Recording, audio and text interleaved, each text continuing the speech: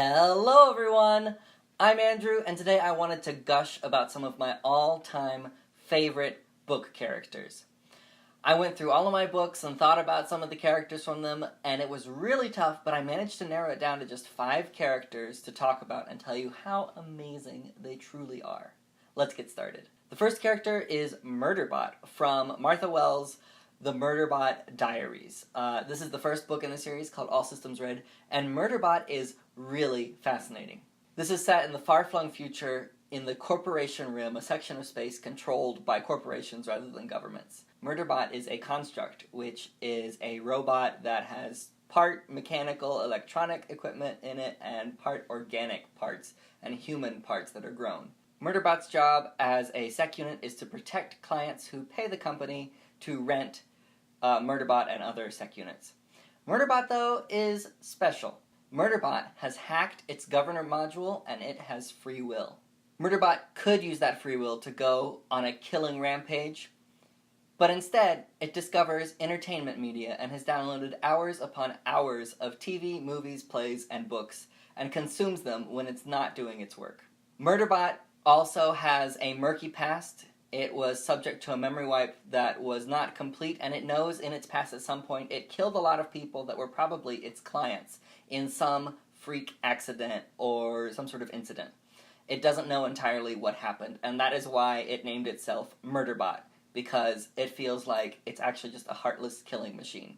In this book, it gets lent out to a group from Preservation Aux who actually see Murderbot as more than just a robot. Murderbot, reluctantly following orders, saves the humans from various dangers, and though it may not admit it, it starts to grow closer to them and it feels some sort of affinity for them.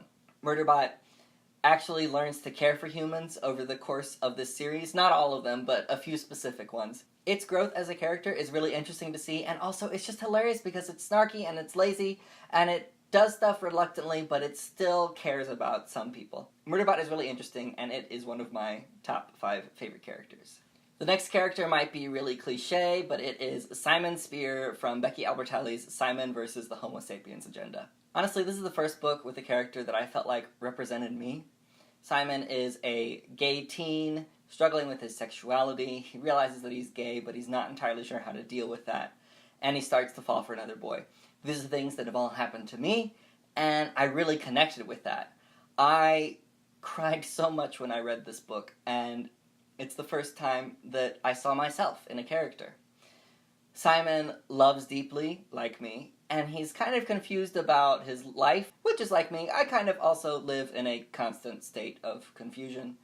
But I think that Simon is a really cool character. I have not read Leah on the Offbeat, actually, and I kind of don't have any desire to after some of the stuff I've heard about it. But if you take this book alone as a standalone, I really love Simon Spear. His story was very touching, and I felt like I could really connect with him.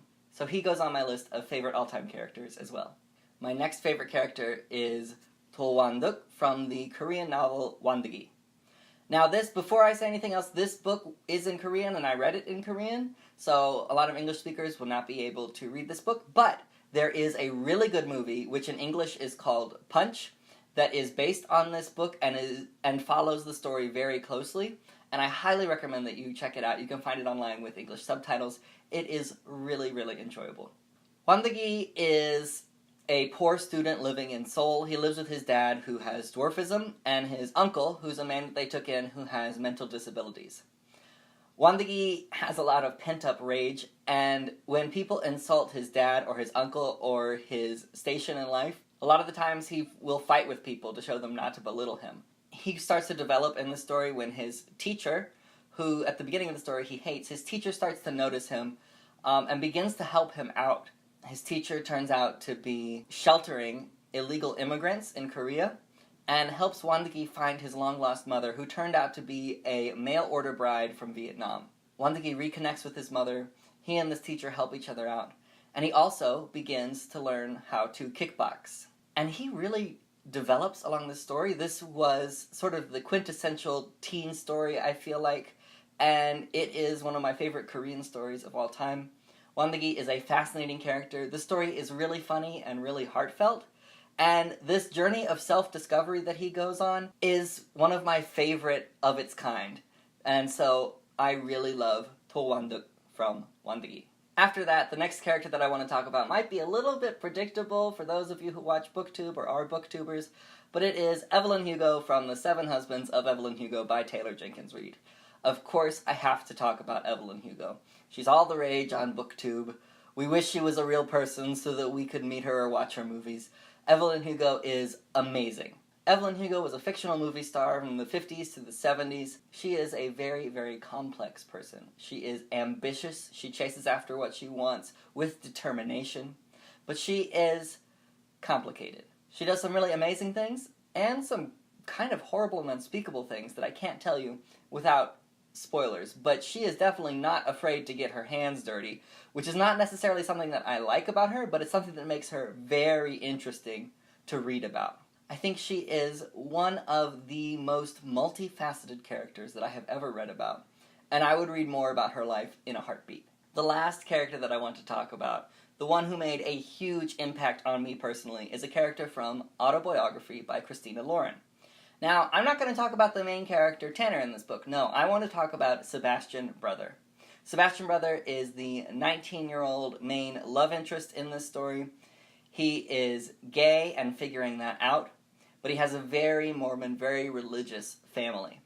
I connect with that a lot because I grew up very religious, and in fact, I still am. I, after coming out, managed to retain my faith, although it did evolve a little bit. The struggle between faith and sexuality for Sebastian is something that I immediately connected to. I was like, me, that's me, that's 100% me. This is a lot of what I went through. Sebastian has a lot of fear and insecurity relating to his family because he really values his family. He wants their acceptance, but he's afraid that he won't get that if he comes out to his family who are very Mormon. The question of whether a non-heterosexual sexuality and faith can coexist comes up a lot in this book, especially for Tanner.